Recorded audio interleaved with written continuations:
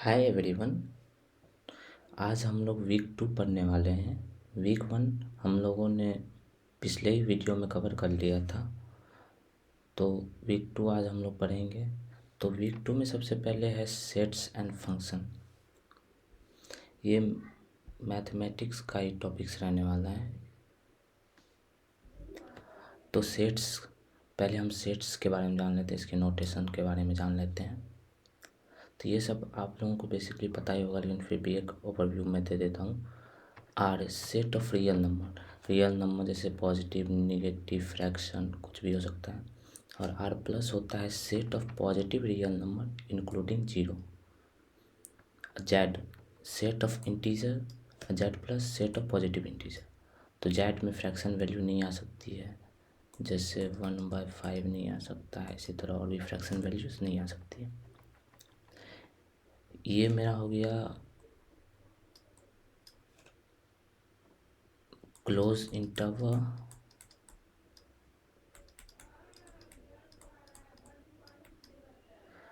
Interval of A B x related to R, जैसे a less than equal to x less than equal to b है। ठीक है, तो जैसे हम एक एग्जांपल समझते हैं। हमारे पास है 5 to 10 की वैल्यू हमें निकालनी है। तो इसमें 5, 6, 7, 8, 9, 10, इसमें 5 भी इंक्लूड होगा और 10 भी इंक्लूड होगा। अगर हम इसमें ओपन इंटरवल की बात करें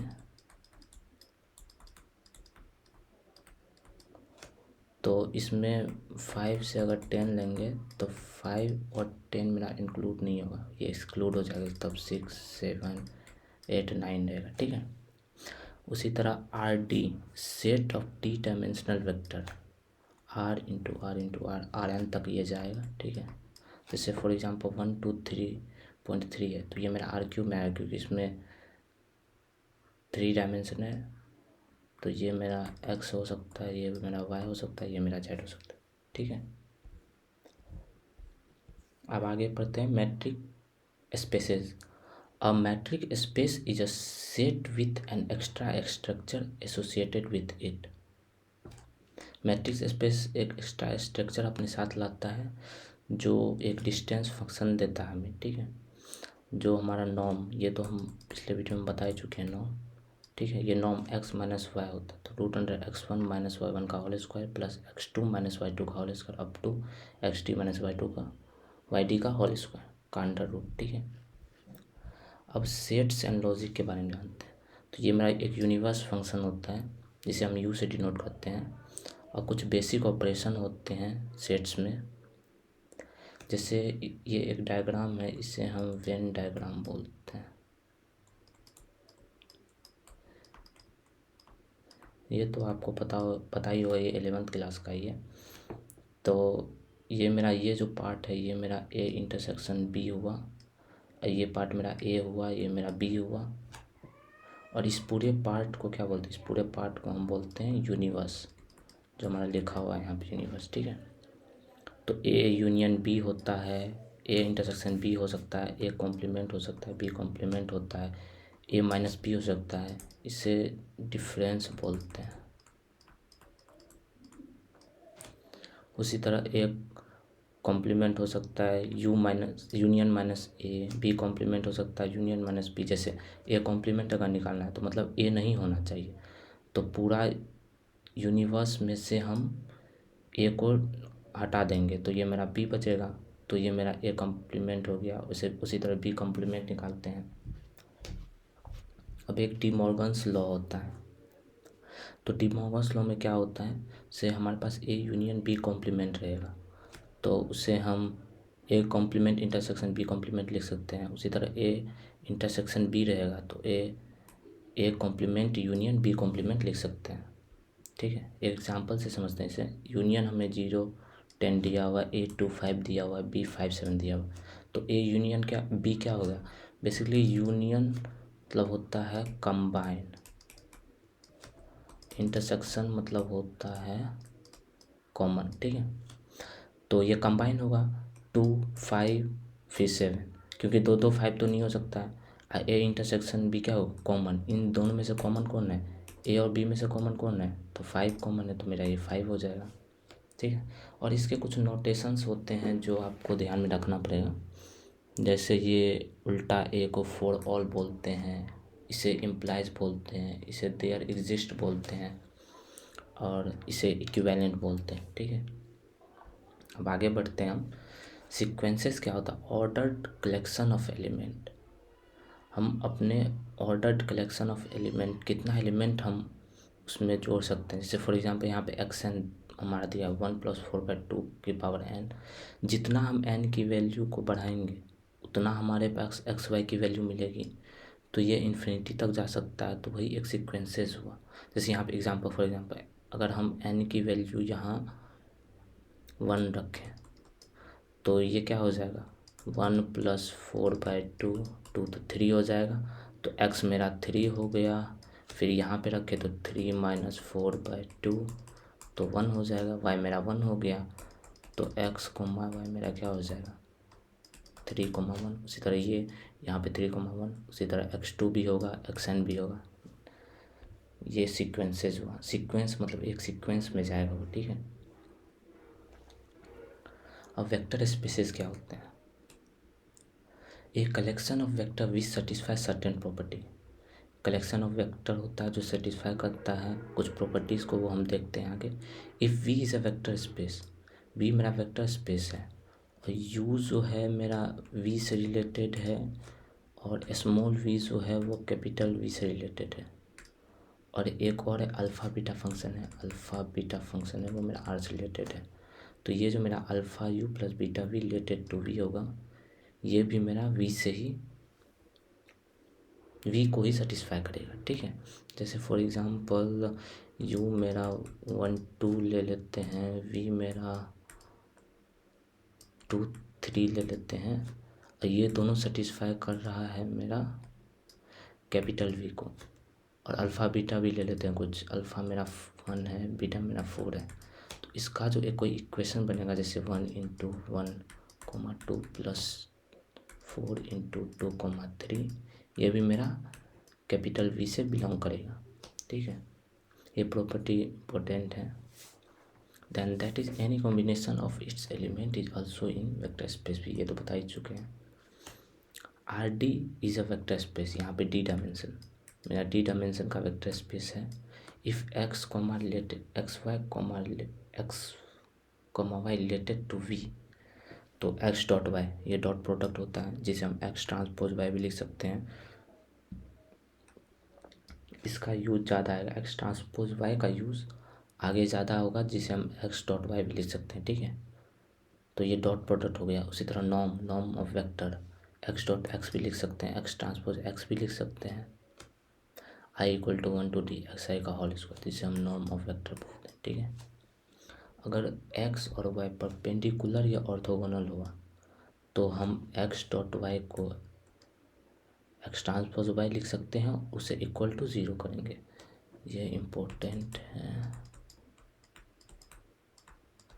अगर कोई दो वेक्टर परपेंडिकुलर या ऑर्थोगोनल हो तो उसे हम 0 के इक्वल करेंगे। ठीक है,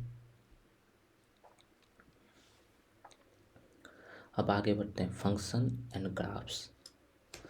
फंक्शन क्या था, function are mapping from one set to another set. जैसे कोई फंक्शन है वो ए से बी की तरफ जा रहा है, ए मेरा डोमेन हो गया, बी मेरा को डोमेन हो गया, मतलब मैप कर रहा है one set to another set. जैसे 1D फंक्शन मतलब फर्स्ट डायमेंशन, तो FR to R D dimension function, तो FRD to R multivariate function हो गया ये। अब a good way to visualise function beyond ID is by using counter plot and heat map. हम किसी function को उसके बियॉन्ड ID से गुड वे में रिप्रेजेंट कर सकते हैं यूज़ करके counter plot and heat map को। ठीक है, जैसे मेरे पास function f(x1) + x2²।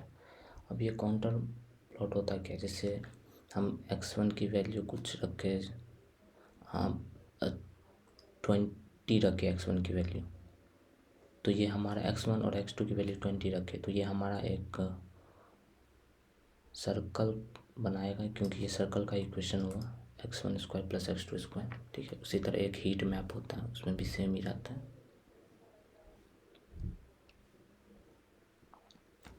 Univariate calculus, continuity and differentiability, ठीक है। Continuity of function, if f be a function and a be a point such that an tends to a, where an and a belongs to domain of f, in the function f is said to be continuous at that point। Basically continuity होता क्या है, जैसे मेरा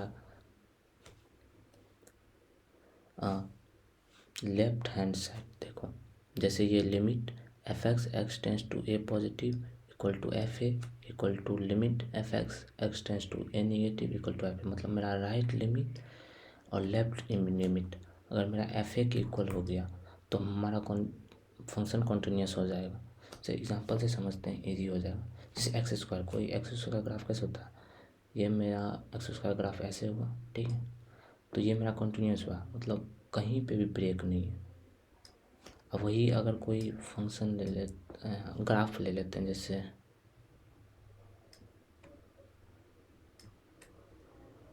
तो ये मेरा continuous है या नहीं, ये मेरा कंटिन्यूस नहीं है, क्योंकि यहाँ पे ये ब्रेक हो रहा है, यहाँ पे भी ये ब्रेक हो रहा है। तो कंटिन्यूस मतलब होता है वो ग्राफ में कहीं ब्रेक ना हो, ठीक है। एक एग्जांपल समझते हैं, f(x) = x², और जहाँ पे a दिया हुआ मेरा 2, xi मेरा यहाँ पे जो गिवन होगा 3, 2.5, 2.25, f(xi) क्या हो जाएगा, इसका होल स्क्वायर, x² है तो होल स्क्वायर 9, 6.25, 2.25। तो ये तो मेरा हो गया 2 पॉजिटिव के लिए, जो मेरा हो जाएगा राइट लिमिट। 2 निगेटिव के लिए निकालेंगे तो अगर -2 करेंगे तो फिर भी x² की वैल्यू तो सेम ही आएगी। तो ये मेरा लिमिट इक्वल हो गया, इसलिए ये x² मेरा कंटिन्यूस फंक्शन है। उसी तरह f(x) = sin x, another example है। तो ये मेरा -1 दिया हुआ इफ़ x <0, 0 दिया हुआ इफ़ x = 0, +1 दिया हुआ इफ़ x > 0। हाँ, तो उसी तरह कोई एक सीक्वेंस हमें दिया हुआ है और ये सब मेरा क्या है, मेरा पॉजिटिव है, तो इसलिए हमें ये पॉजिटिव देगा, +1 +1 +1 देगा, क्योंकि यहाँ पे दिया हुआ है +1 इफ़ x > x <0, तो +1 हो जाएगा। और यहाँ पे नेगेटिव दिया हुआ, तो ये मेरा तो नेगेटिव आ रहा है। अब हमें देखना है जो ये इस कंडीशन को, ये जो मेरा दिया हुआ है f(x), ये कंडीशन को फॉलो करा नहीं, क्योंकि ये मेरा राइट हैंड लिमिट हो गया, ये मेरा लेफ्ट हैंड लिमिट हो गया, तो ये दोनों तो इक्वल नहीं है, तो ये मेरा तो पहले ही कंटिन्यूटी को फॉलो नहीं कर रहा, तो इसलिए कंटिन्यूस फंक्शन नहीं होगा। अब दूसरा है मेरा differentiability of function. Let f be a function defined on a open interval around a, then f is differentiable at a, ठीक है। तो हमारा डिफरेंशिएबल फंक्शन तो सीधा है, इसमें भी सेम ही है। मेरा f'(x) जो है मेरा f'(x) मेरा right hand limit equal to left hand limit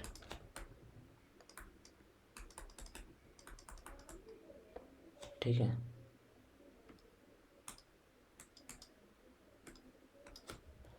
इसमें भी सेम ही है।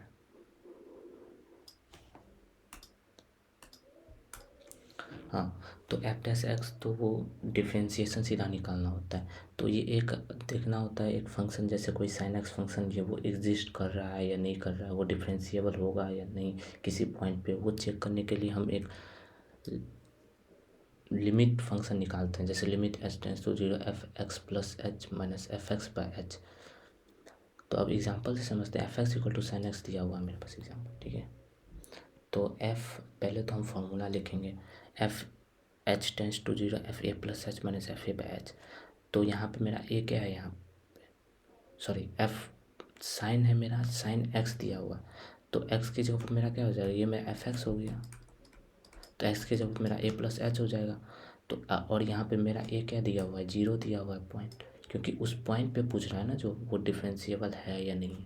तो 0 + h - sin 0/h, तो ये तो मेरा sin 0 तो 0 ही होता है, तो sin h/h 1 होता है। ये प्रॉपर्टी है एक, ठीक है, ये प्रॉपर्टी साइन h/h1 होता है। तो मतलब ये डिफरेंशिएबल है फंक्शन, कोई वैल्यू मेरे पास आ रही है तो ये डिफरेंशिएबल फंक्शन हो जाएगा। अब इम्पोर्टेंट लाइंस आए हैं जो आपको एग्ज़ाम में पूछ सकते हैं। If f is not continuous at x then f is not differentiable at x। अगर कोई फंक्शन कॉन्टीन्यूस अगर कोई फंक्शन कॉन्टीन्यूस x पे नहीं होगा तो वो डिफरेंशिएबल भी नहीं हो सकता है x पे, ठीक है। ये जो है ये लाइन आपको एग्ज़ाम में बहुत हेल्प करेगा। जैसे आपको बोलेगा कंटिन्यूस निकालने के लिए, फिर बोलेगा डिफरेंशिएबल निकालने के लिए, तो और आपके पास अगर टाइम नहीं है तो आप कंटिन्यूस निकाल लीजिए। अगर वो कंटिन्यूस नहीं हो रहा है उस फंक्शन पे तो फिर वो डिफरेंशिएबल भी नहीं होगा, ठीक है। उसी तरह दूसरा लाइन है, if f is differentiable at a point then also continuous at that point. अगर f डिफरेंशिएबल होगा किसी पॉइंट पे तो वो कंटिन्यूस भी होगा उसी पॉइंट पे, ठीक है।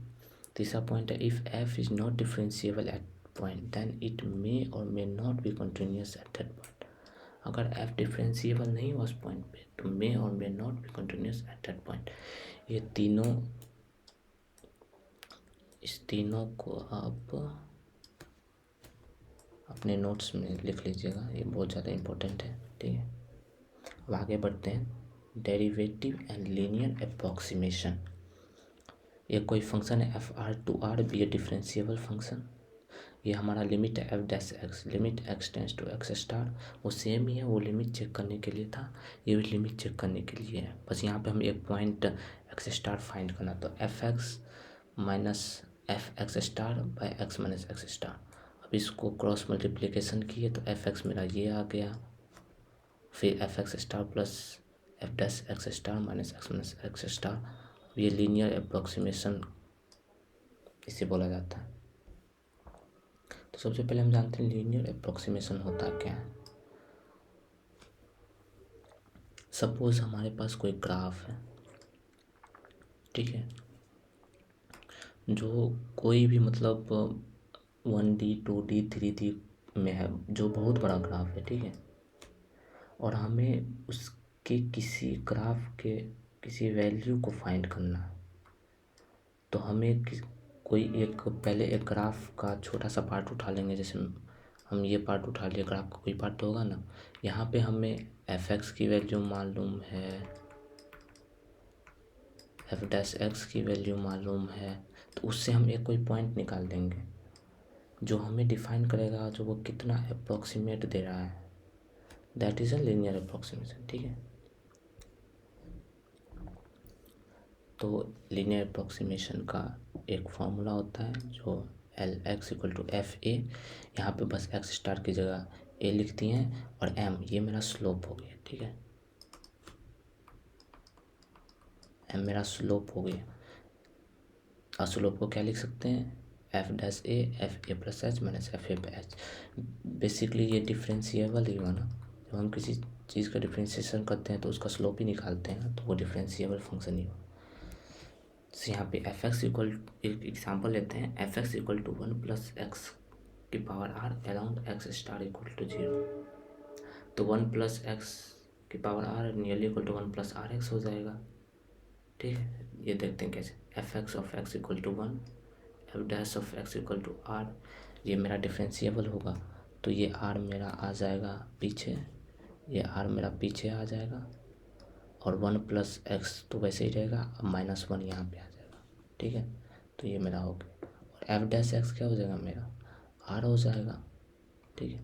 तो उसी तरह ये 1 प्लस एक्स का की power R 1 plus are x हो जाएगा। अब हमें किसी फंक्शन को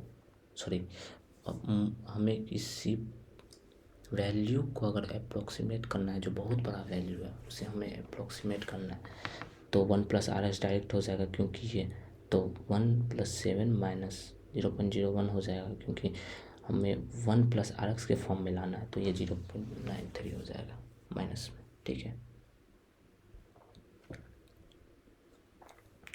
अब दूसरा पढ़ते हैं हायर ऑर्डर अप्रॉक्सीमेशन।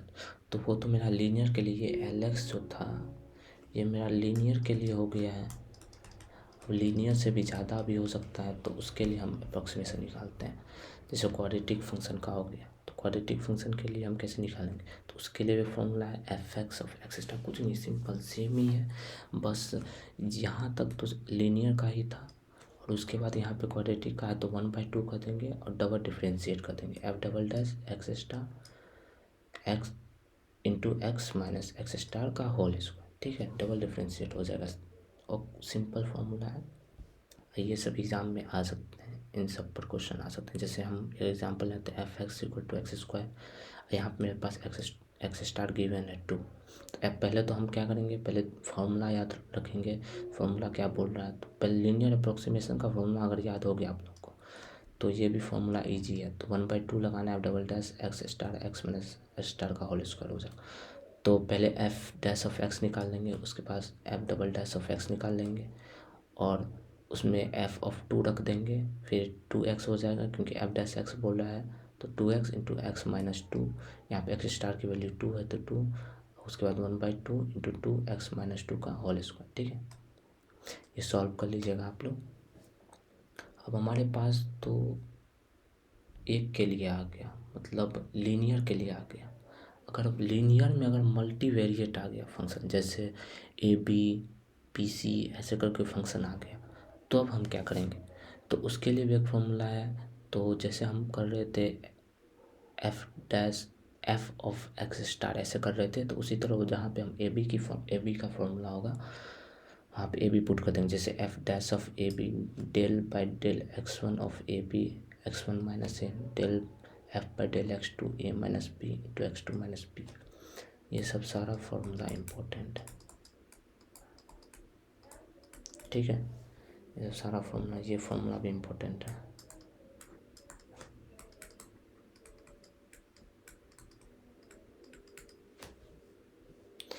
जितने फॉर्मूले मैंने बताए हैं लगभग सारे इम्पोर्टेंट हैं, जो आपको आगे के कोर्स में भी काम आएगा और आगे के वीक्स में भी काम आएगा। ठीक है, अब हम पढ़ते हैं maxima minima and saddle point. तो सबसे पहले मैक्सिमा जिसका डबल डेरिवेटिव लेस दैन 0 होगा, जैसे F double dash x less than 0 होगा, उस एक्स की वैल्यू पुट करेंगे, अगर वो लेस दैन 0 हो जाएगा तो वो फंक्शन मेरा मैक्सिमा होगा, और उसका डिस्क्रिमिनेंट भी लेस दैन 0 होना चाहिए। डिस्क्रिमिनेंट क्या होता है, बी स्क्वायर माइनस 4ac। ठीक है, अब मिनिमा, उसके बाद मिनिमा फंक्शन देखते हैं, डबल डेरिवेटिव ग्रेटर दैन 0। इसका डबल डेरिवेटिव ग्रेटर दैन 0 होना चाहिए। एक्स की वैल्यू अगर हम पुट करें और अगर वो 0 से बड़ा आ गया तो वो पॉइंट मेरा मिनिमा हो गया, और डिस्क्रिमिनेंट भी इसका ग्रेटर दैन 0 होना चाहिए। सेटल पॉइंट का डिस्क्रिमिनेंट क्या होना चाहिए, लेस दैन 0 होना चाहिए। ना ये मैक्सिमा होगा ना ये मिनिमा होगा, बस इसका डिस्क्रिमिनेंट लेस दैन 0 होना चाहिए। ठीक है, आगे के टॉपिक पढ़ते हैं, पार्शियल डेरिवेटिव मतलब क्या होता है, हम अलग अलग का डेरिवेटिव कर रहे हैं। जैसे F of X Y Z X Y plus Y Z plus Z X हमें गिवन है। अब हमें अलग अलग का, एक्स का अलग करना है, वाई का अलग करना है, जेड का अलग डेरिवेटिव निकालना है। तो हम इसे डेल पढ़ते हैं, इसे क्या पढ़ते हैं, एक सेकेंड, इसे डेल पढ़ते हैं। ठीक है, तो del F by del X, ये मेरा एक्स वाई का क्या हो जाएगा डेरिवेटिव, वाई हो जाएगा, एक्स तो 1 ही हो जाएगा, विद रिस्पेक्ट टू एक्स कर रहे हैं, और ये तो मेरा 0 हो जाएगा क्योंकि इसमें एक्स है ही नहीं, जेड एक्स का एक्स हो जाएगा। उसी तरह del F by del y का निकाल लेंगे, उसी तरह del F by del z का निकाल लेंगे। ठीक है, दूसरा फंक्शन है ग्रेडियंट क्या होता है, ग्रेडियंट भी सेम है। ग्रेडियंट में जैसे हम पार्शियल डेरिवेटिव करते हैं वैसे ही सबका पार्शियल डेरिवेटिव कर लेंगे। जैसे gradient of f x Y z हमें 2x 2y 2z दिया हुआ है, तो इसका हमें ग्रेडियंट निकालना है। तो 2x का तो 2 हो जाएगा, 2y का 2 हो जाएगा, 2z का 2 हो जाएगा, इसका हम डेरिवेटिव निकाल लिए, मतलब ग्रेडियंट निकाल लिए तो डेरिवेटिव हो गया। अब ग्रेडियंट ऑफ एफ का जो हमें वैल्यू पुट करना है 1 2 3 अगर पुट करना, तो 2 इंटू 1 2 2 4, 2 इंटू 3 6 हो गया, ये मेरा ग्रेडियंट होगा। अब उसी तरह ग्रेडियंट एंड लीनियर अप्रोक्सीमेशन होता है। ग्रेडियंट फंक्शन यूज होता है लीनियर अप्रोक्सीमेशन में, ठीक है। तो इसका भी एक फॉर्मूला होता है Fy1, y2 nearly equal to Fv1 v2 plus gradient of Fv transpose y minus v. तो एग्जाम्पल से समझते हैं। Fx1, x2 equal to x1 square plus x2 square approximate f around 6 2। हमें अप्रोक्सीमेट करना है इस फंक्शन को इस पॉइंट के अराउंड में, ठीक है। इसीलिए हम ग्रेडियंट फंक्शन का यूज़ करते हैं, जो हम किसी फंक्शन को किसी पॉइंट के अराउंड अप्रोक्सीमेट कर सकें। जैसे तो सबसे पहले हमें फॉर्मूला बताना। तो फॉर्मूला क्या बोला है, पहले तो हमें ग्रेडियंट निकालना पड़ेगा, ग्रेडियंट ऑफ एक्स। ग्रेडियंट कैसे निकालते हैं, अलग अलग डिफ्रेंशिएट कर देंगे, तो इसका 2x1 हो जाएगा, इसका 2x2 हो जाएगा। अब उस ग्रेडियंट में हमें क्या बोल रहा है, v की वैल्यू पुट करना है। तो v मेरा पॉइंट हो जाएगा, जो मेरा पॉइंट रहेगा। तो मेरा 6 और 2 मेरा पॉइंट है, तो उसमें पुट करेंगे तो 12, 2 इंटू 6 12, 2 इंटू 2 4, ठीक है। अब हमें Fv1 इंटू v2, हमें फंक्शन का उस पॉइंट पे वैल्यू निकालना है। तो F62 हो जाएगा, तो x square x1 square plus x2 square है, तो 6 स्क्वायर प्लस 2 स्क्वायर, ये मेरा 40 हो जाएगा। अब हमें सारा चीज़ निकल गया है। तो अब Fx निकाल देंगे, तो Fv1 v2 plus gradient of Fv1 transpose y minus v. तो ये मेरा 40 आया था, ये 12 4 इसका ट्रांसपोज, उसके बाद x1 माइनस 6 x2 माइनस 6। यहाँ पर मेरा y इसीलिए दिए हुए हैं क्योंकि y भी दे सकता है, लेकिन हमें क्वेश्चन में x दिया हुआ तो हम x देंगे, ठीक है। अब इसको सॉल्व करेंगे तो ये ट्रांसपोज है, तो ये कॉलम से रोज में चेंज हो जाएगा। तो और ये x1 माइनस 6, ये x2 माइनस 2 हो जाएगा। अब इसको सॉल्व करेंगे तो आगे आपका ये वैल्यू आएगा। इजी है, मैं आप लोगों को सारा PYQ से रिलेटेड ही एग्जाम्पल बता रहा हूँ, तो इसलिए ये सब एग्जाम्पल को ध्यान में रखिएगा। अब डायरेक्शनल डेरिवेटिव क्या होता है, जो किसी डायरेक्शन में बोलेगा डेरिवेटिव निकालने के लिए, जैसे एफ आर डी से r u v related to r. Directional derivative of function f at point v along the direction of u, ठीक है। किसी वेक्टर के अलोंग किसी डायरेक्शन में बोल रहा है हमें डायरेक्शनल डेरिवेटिव निकालने के लिए। तो हम एक फंक्शन एफ, इसके लिए भी एक फंक्शन लेते हैं f v plus h u minus f v by h, ठीक है। और यू मेरा डायरेक्शन u1 टू un हो गया, ये मेरा डायरेक्शन a1 टू an हो गया। तो ये तो आपका एक फॉर्मूला हो गया, एक ये आपका फॉर्मूला हो गया। और ये जो है ये आपका सिंपल फॉर्मूला, ये इम्पोर्टेंट है, इससे क्वेश्चन जल्दी बन जाएंगे। ये थोड़ा लेंदी होता है ये वाला, बट इससे क्वेश्चन जल्दी बन जाएंगे। तो DU/FV, इससे हम कैसे पढ़ेंगे, directional derivative of function f at point v along the direction u, ठीक है। तो ये gradient of f of ABC, जो हमें पॉइंट गिवन रहेगा इस पॉइंट पे निकालना है। और u मेरा हो जाएगा u मेरा हो जाएगा यूनिट वेक्टर, u मेरा यूनिट वेक्टर। यूनिट वेक्टर किसका हो जाएगा, यूनिट वेक्टर हो जाएगा मेरा इस वेक्टर का, जो गिवन रहेगा जिस पॉइंट के अलोंग हमें डायरेक्शन निकालना है, ठीक है। तो यूनिट वेक्टर कैसे निकालते हैं, वेक्टर हमें v रहेगा तो v है नॉर्म ऑफ v, ठीक है। एक एग्जांपल से समझते हैं। The rate of change of f x y z x y y z z x at 1 2 3 in the direction of the vector 4 3 0। तो हमें तो रेट ऑफ चेंज निकालना है, तो रेट ऑफ चेंज क्या होगा, वो इस डायरेक्शन हमें पॉइंट दिया हुआ है और वेक्टर दिया हुआ है और हमें डायरेक्शन में निकालना है। तो हम सबसे पहले तो फर्स्ट फार्मूला को यूज़ करते हैं, फिर बताते हैं कौन सा इजी है कौन सा हार्ड है, वो आपको देख करके ही पता चल जाएगा। वैसे दोनों इजी है, बट एग्ज़ाम में थोड़ा जल्दी सॉल्व करना रहता है, तो इसीलिए देखिए कौन सा इजी है कौन सा फास्ट है। हाँ, तो limit h tends to 0 f 1 + 4h। तो पहले तो हम यहाँ पे u निकाल लेंगे, ठीक है। तो u निकालने के लिए हमें वेक्टर ढूंढना पड़ेगा। तो वेक्टर तो सीधा क्वेश्चन में गिवन रहेगा आपको 4 3 0। तो v by norm of v, तो v मेरा 4 और नॉर्म ऑफ v क्या हो जाएगा यहाँ पे 4 का स्क्वायर 3 का स्क्वायर 0 का स्क्वायर। तो ये मेरा 25 ये मेरा 5 हो जाएगा, ये मेरा 5 हो जाएगा। इसी तरह 4/5 हो जाएगा, 3/5 0/5 हो जाएगा, ठीक है।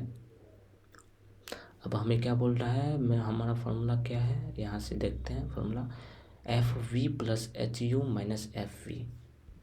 तो V + HU, तो हम सबसे पहले V तो मेरा V + HU, 1 मिनट फार्मूला लिख लेते हैं। F(V + HU - F(V/H), यही है ना, हाँ, -FV। तो हम इसमें पुट करेंगे V + HU। तो V मेरा 1 हो गया, डायरेक्शन में बोल रहा है, ये इस पॉइंट पे बोल रहा है, +4H, H मेरा H ही रहेगा, और U मेरा यहाँ पे फर्स्ट यूनिट वेक्टर। तो 4/5 हो जाएगा, तो 1 + 4h/5। उसी तरह 2 + 3h/5, 3 × 0/5। और ये इस पॉइंट पे बोल रहा है, तो 1 2 3 ये पॉइंट हो जाएगा बाय h। अब ये मेरा मान लीजिए x है, ये मेरा y है, ये मेरा z है। अब इन तीनों की वैल्यू इसमें पुट करेंगे, xy + yz + zx में पुट करेंगे, तो हमारा ऐसा कुछ आएगा, ठीक है। तो फिर इसको सॉल्व करेंगे तो 32/5 आएगा। तो ये आप लोग खुद से सॉल्व कर लीजिएगा, 32/5 आया है, ठीक है। अब कॉची-स्क्वायर इनइक्वालिटी क्या होता है, तो एक हमारा ए बी दिया हुआ जो related to r d dimensional में रिलेटेड होगा। इसका कंपोनेंट होगा A1 A2 A3 to AD, and दूसरा कंपोनेंट B1 B2 B3 तो BD होगा, ठीक है। अब बेसिकली ये इक्वालिटी को सॉल्व करने के लिए होता है, तो कॉची-स्क्वायर इनइक्वालिटी, ठीक है। तो इसका फॉर्मूला है -norm of A dot norm of B less than equal to A transpose B less than equal to norm of A dot norm of B। तो equality happen when A equal to alpha B where alpha less than 0। ये equality कब होगा, जब हमारा alpha less than 0 होगा, और ये equality कब होगा, जब हमारा अल्फ़ा ग्रेटर देन 0 होगा, ठीक है।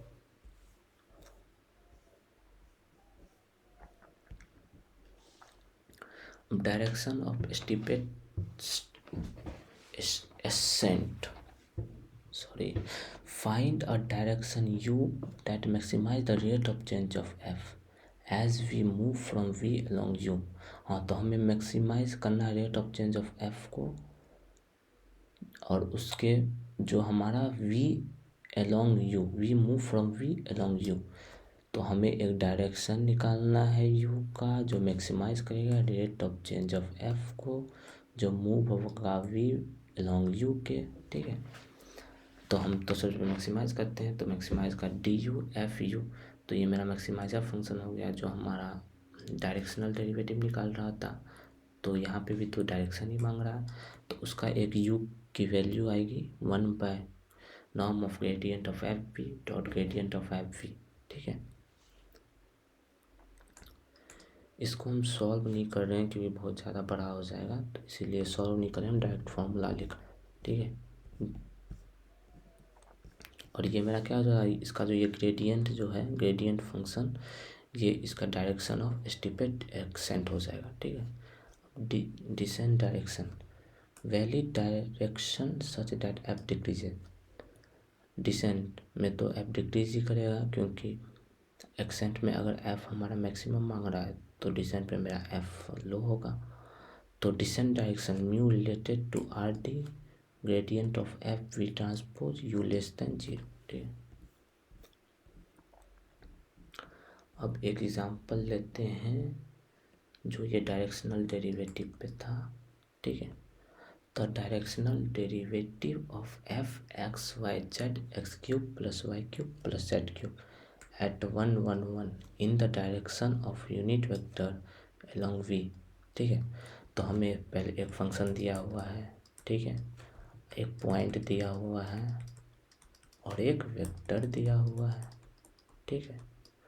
तो अब हमें बोला डायरेक्शनल डेरिवेटिव निकालने के लिए, तो आपके पास दो फार्मूला, आप कोई भी यूज़ कर सकते हैं। तो मैं फर्स्ट फार्मूला का यूज़ कर चुका हूँ, अब सेकंड फार्मूला का यूज़ करके बताता हूँ, ठीक है। तो सबसे पहले तो हमें क्या निकालना है, ग्रेडियंट ऑफ एफ। तो gradient of f x Y z में क्या हो जाएगा, ये 3x², फिर इसका 2y, फिर इसका 3z³, ठीक है। अब हमें उस पॉइंट पे निकालना है, यहाँ पे बोला ना gradient of F of point ABC। तो ये मेरा पॉइंट हो गया, ये मेरा यूनिट वेक्टर हो गया। तो ग्रेडियंट ऑफ F1 उस पॉइंट पे निकालेंगे तो 3×1 3, 2×1 और उससे 3×1 3 हो जाएगा। अब हमें यूनिट वेक्टर निकालना पड़ेगा और दोनों को मल्टीप्लाई कर देंगे तो डायरेक्ट हमारा आंसर आ जाएगा। तो यूनिट वेक्टर कैसे निकालते हैं, हमारा vector given vector by it's norm. तो वेक्टर हमारा गिवन है 1 - 2 1, इसका नॉर्म क्या होगा, 1² - 2 का स्क्वायर, 1² √6 हो गया। तो ये 1/√6 - 2/√6 और 1/√6। तो अब हमें डायरेक्शनल डेरिवेटिव निकालना है, तो डायरेक्ट ग्रेडियंट जो निकालना है उसको और नॉर्म और यूनिट वेक्टर जो निकालने हैं उसको मल्टीप्लाई कर देंगे, ठीक है। तो इन दोनों को मल्टीप्लाई किए तो 2/6 आया हमारा आंसर, ठीक है। और है नहीं है, अब सॉरी 2/√6 आया। तो आज के लिए इतना ही। वीक 2 हम लोग कंप्लीट कर चुके हैं।